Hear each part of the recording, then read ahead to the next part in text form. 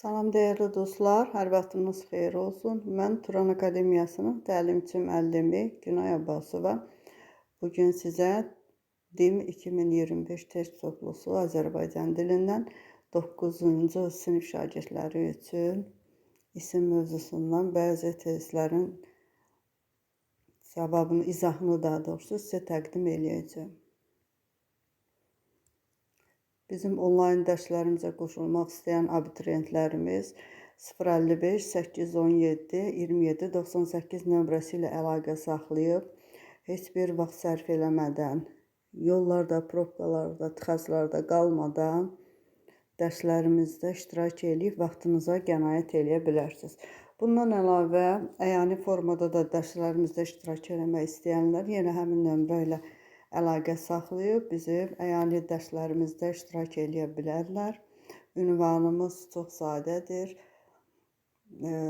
Əcəmi metro stansiyası ilə 8 noyabr metro stansiyasının tən ortasında yerləşirik. Dayanacağı da cəmisi 1 dəqiqəlik məsafədəyik. İndi keçək testlərin izahına. İsim.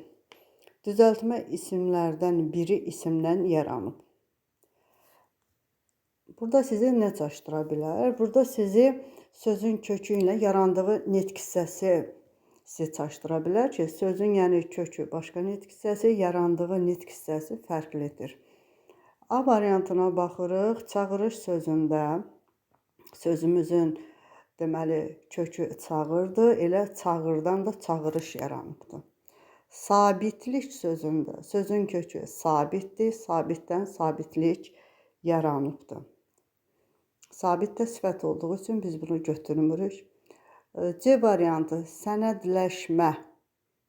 Sənəd sözün kökü, sənəd ismdir daha doğrusu, sənəd ismindən sənədləş feili yaranıb, sənədləş feilindən sənədləşmə ismi yaranıb. Yəni ki, burada deməli sənədləşmə ismi sənədləş feilindən yaranıb. Ona görə C variantını götürə bilmirik. D variantı xəzinədar. Xəzinə sözün kökü, dar leksik şəkilçi. Xəzinədar özü də isim olduğu üçün deməli cavabımız elə D variantıdır. Y variantı azadlıq. Azad sözün kökü lıq leksik şəkilçidir, amma ki azad sözü sifət olduğu üçün biz bu variantı da götürə bilmirik. Deməli birinci sualımızda cavabımız D variantı xəzinədar sözü oldu. İkinci sualımız, mücərrəd məna bildirən düzəltmə isimləri müəyyən edin. Biz burada nəyə baxmalıyıq? Həm mücərrəd məna olmalıdır, həm düzəltmə olmalıdır, həm də isim olmalıdır. Sevincli sözü, maraqlı sözü. Bunların ümumiyyətlə heç biri isim deyildi. Bu variantı ümumiyyətlə baxmırıq. B variantı başçı, əkinçi. Bəli, başçı və əkinçi düzəltmə isimdir. Amma bunlar deməli konkret isimlər olduğu üçün biz bunları da götürmürük. C variantı meşəlik, güllük, yenə də konkret mənalı isimdir düzəltmə olsa da. Y variantı vətəndaş və təpəcik konkret isimdir. Ancaq D variantındakı mənlik və anlayış sözləri mücərrəd məna bildirir və eyni zamanda mən sözün kökü liş leksik şəkilçi, anla sözün kökü yış leksik şəkilçi. 2-də cavabımız D variantıdır. 3. Məktəblilərimizdəndir sözündə qrammatik şəkilçilər hansı ardıcıllıqla verilmişdir? Bu testdə sizi leksik şəkilçi çaşdıra bilər ki, yəni bizdən leksik şəkilçi yox, məhz qrammatik şəkilçilərin ardıcıllığını soruşur. Və eyni zamanda ardıcıllıq da düzgün olmalıdır. Üzr istəyirəm. Ardıcıllıq da düzgün olmalıdır. Məktəb sözün kökü məktəbli leksik şəkilçidir.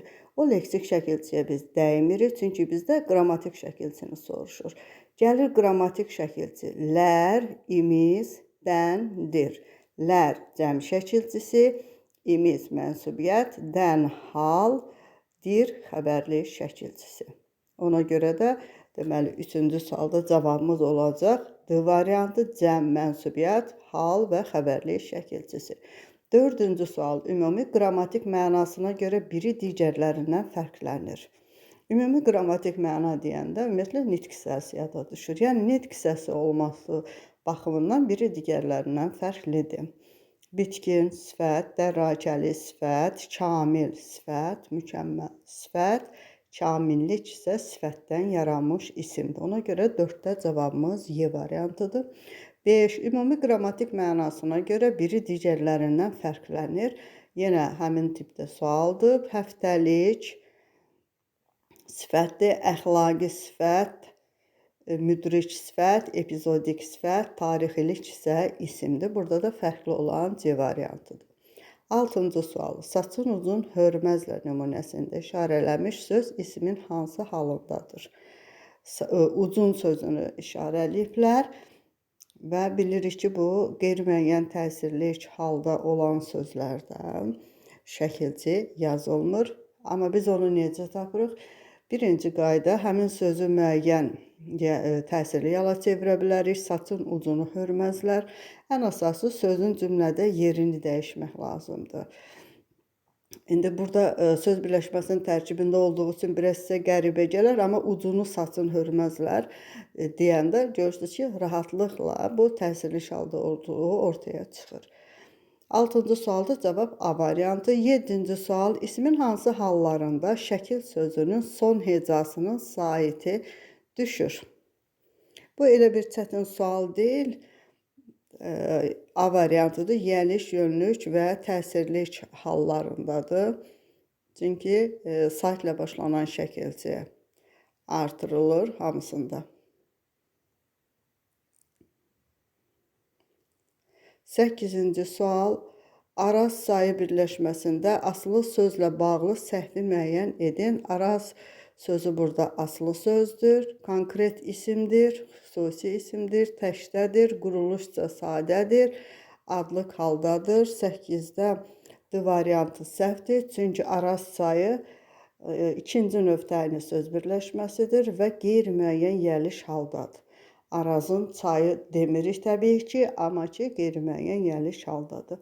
Bəzi müəyyənlik bildirən yəliş hal, daha doğrusu bəzi qeyri-müəyyənlik bildirən yəliş hallar var ki, ikinci növdə biz onları müəyyənlə çevirə bilmirik.